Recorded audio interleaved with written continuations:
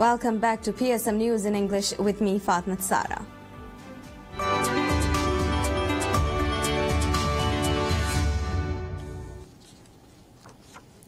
China's travel and leisure magazine ranks Maldives as the top travel destination in the world. In addition, the magazine ranked Maldives amongst the top 8 most famous destinations worldwide. At a special ceremony, the award for top travel destination in the world was received by Ambassador of Maldives to China, Mohammed Faisal. China is one of the top tourist markets and is amongst the top tourist arrival countries to Maldives. According to statistics published by Ministry of Tourism, 19.2% of tourist arrivals in February were from China. Maldives Integrated Tourism Development Corporation (MITDC) launches the project to develop a tourist village in Kashidu island of Kaf Atoll. The foundation stone of the project was laid by Minister of Tourism Musa Zamir. The Kashidu Tourist Village project, initiated by the Maldives Integrated Tourism Development Corporation (MITDC), will be conducted in 2 phases. The first phase of the project will see the development of 3 guest houses of 60 beds each. Speaking at the groundbreaking ceremony of Kashidu Tourist Village, Minister of Tourism Musa Zamir noted the government aims to facilitate the direct benefit of tourism season for the people of Kashidu Island. Tourism Minister Zamir said other developmental projects will also proceed at a fast pace with the initiation of the Tourist Village project.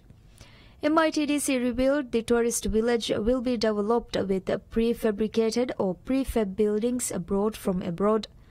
Revealing more about the project, Managing Director of MITDC, Mohammed Shahid, assured the Kashidu Tourist Village will be in operation within 6 months. Mohammed Shahid stated water sports and other sport facilities will be developed at the village.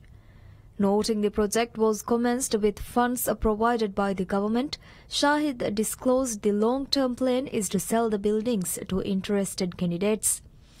MITDC revealed the Kashidu Tourist Village, upon completion, would have 250 rooms. MITDC is a 100% Maldivian state-owned enterprise mandated to support and foster the development and growth of the mid-market segment of the tourism industry.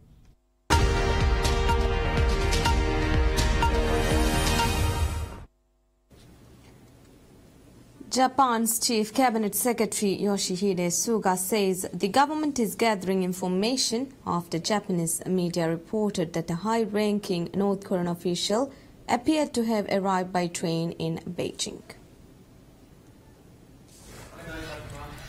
Japan has left the door open to a possible summit between Prime Minister Shinzo Abe and North Korean leader Kim Jong-un to discuss the matter of Japanese citizens kidnapped by Pyongyang's agents decades ago.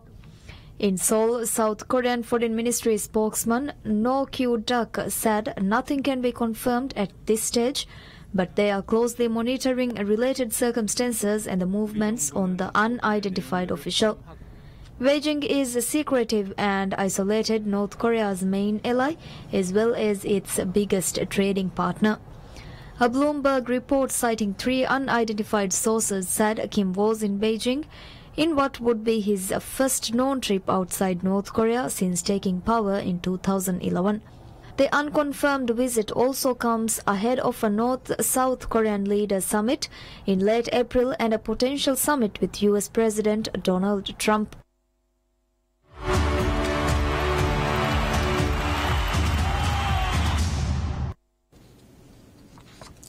England manager Gareth Southgate continues the audition process for this year's World Cup in Russia, saying it is not too late for any player to be considered. England will line up against Italy in a friendly match at Wembley Stadium. I don't think it's too late. Southgate said Stoke City's Jack Butland will start in goal for the match.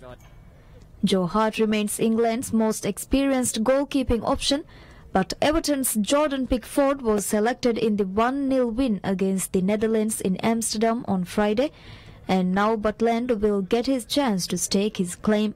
I don't think it's too late for anybody. It's obviously more difficult because there's a couple of guys that have been in squads, haven't had the chance to play for us, but yeah, we'll still be monitoring everybody between now and the end of the season, because there's probably a squad of, I said the other day, 31, 32 players that would be in contention, and none of us know what's going to happen over the next 8 to 10 weeks.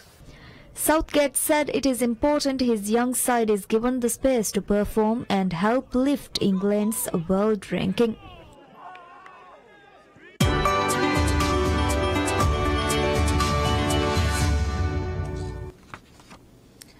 Steven Spielberg led the charge at what was described as the world premiere of his latest film, Ready Player One, at the Dolby Theatre in Hollywood, despite the film already having official launches in London and the SXSW Festival. Steven Spielberg, who along with his wife Kate Capshaw donated $500,000 to the March for Our Lives movement, said his latest film harkens back to his earlier blockbusters. It was a relief. I love history. I'll go back to history a lot, but for me to take a vacation making Ready Player One and get me back to the days I was making films like Jurassic Park and Raiders of the Lost Ark, this was a crowd. This is meant to be a crowd pleaser. You know, I've said often that I directed this movie not from behind the camera, but from within the audience. This is the Oasis. It's a place where the limits of reality are your own imagination.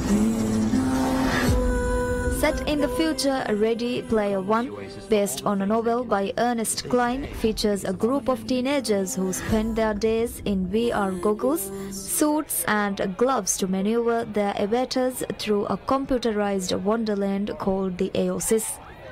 It is filled with unlimited possibilities for working, learning and socializing. Ready Player One hits theaters internationally from March 28th.